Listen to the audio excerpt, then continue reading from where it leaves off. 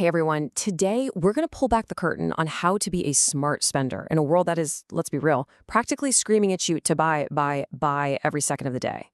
Have you ever had that feeling? You get some cash in your hand and then poof, it's just gone? You look in your wallet or check your account and you're just left wondering, where did it all go?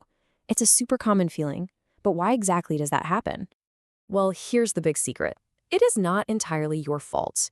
The world is literally, and I mean literally, designed to make you spend.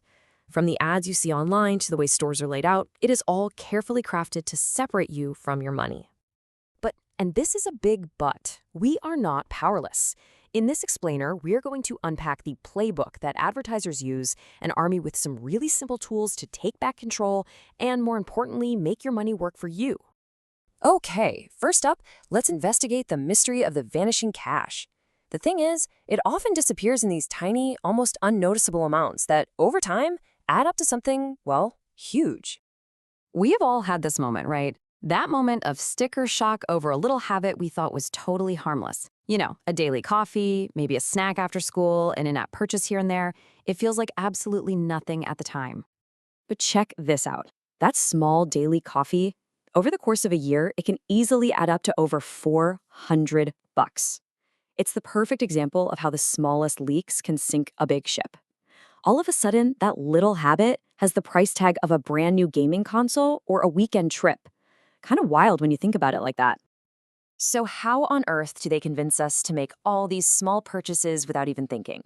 Well, it's all about psychology, which brings us right to our next section, understanding the playbook they use to get you to buy.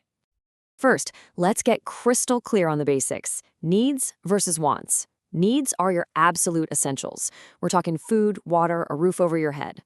Wants are pretty much everything else that just makes life more fun. The latest sneakers, video games, that fancy coffee. And look, spending on wants is totally fine, as long as you're doing it on purpose, not because you've been tricked into it. So this right here, this is the secret playbook advertisers use against you. They target your emotions, they make you feel like you're going to miss out, they create this fake urgency with limited time offers, and they use the word sale to make you feel like you're actually losing money if you don't buy something. Let's really focus on a big one, FOMO, the fear of missing out. Marketers are absolute masters at creating this feeling. They show you all these images of everyone else having an amazing time with their product, which makes you feel left out if you don't join in. That little feeling of anxiety can be a really powerful and very, very expensive trigger. Okay, so now that you know their tricks, let's get you armed with the tools to fight back. I want you to think of this as your personal smart spending toolkit. Just a few simple hacks to outsmart the system. First up, the 24-hour rule. Honestly, this is your ultimate weapon against those impulse buys. When you see something you want, your mission is to not buy it. Just wait a full day. This gives that emotional rush, that I need it now feeling, time to fade so you can think clearly. If you still want it 24 hours later, hey, it might actually be a worthwhile purchase. The next tool in the kit is the spending filter. Think of it as a super quick mental checklist you run through before you click buy now or tap your card. It's just 3 simple but surprisingly powerful questions. First question is easy. Do I actually need this? Is this essential for my survival, like food, or for my daily life, like bus fare? Be really honest with yourself. For most of those impulse buys, the answer is going to be a pretty clear no.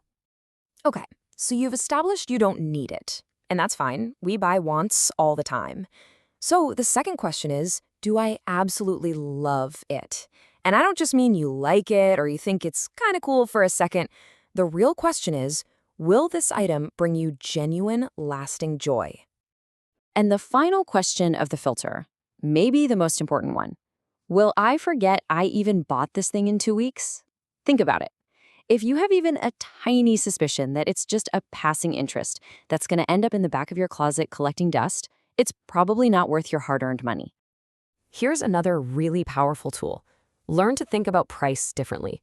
Instead of just seeing a $60 price tag, like on the slide, think of it as 4 hours of your life that you spent working.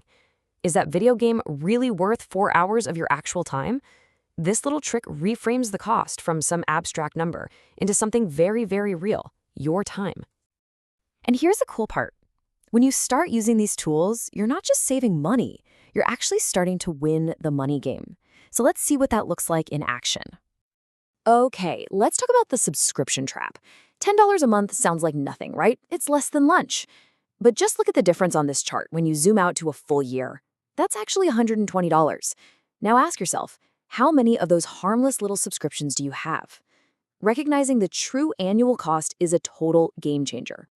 Ultimately, this all comes down to two paths you can take. You can be the impulse buyer who's constantly getting stuff they end up regretting, or you can be the wish list planner, someone who figures out what they truly want, waits for the right time or a good deal, and ends up with things they actually love and use. It's just a much more satisfying way to spend. So, you've got the knowledge, you've got the tools, now it's your turn to play. It's time to put all this into practice with a really simple and kinda eye-opening challenge. Here it is. For the next 3 days, just track your spending. Every single penny. Don't judge yourself, don't feel bad about it, just be a scientist and collect the data. At the end of those 3 days, look at your list and run it through that filter. Did I really need it? And, more importantly, did I actually enjoy it? I promise, you might be shocked by what you discover. And remember, the goal here is not to become some Scrooge who never buys anything fun ever again. Not at all. The goal is to stop letting your money disappear by accident and to start directing it with purpose towards the things, the experiences, and the goals that truly matter to you. You now have the tools and the inside scoop to be in the driver's seat of your own financial life. So the only question left is, what do you want to do with that power? What is your money really for?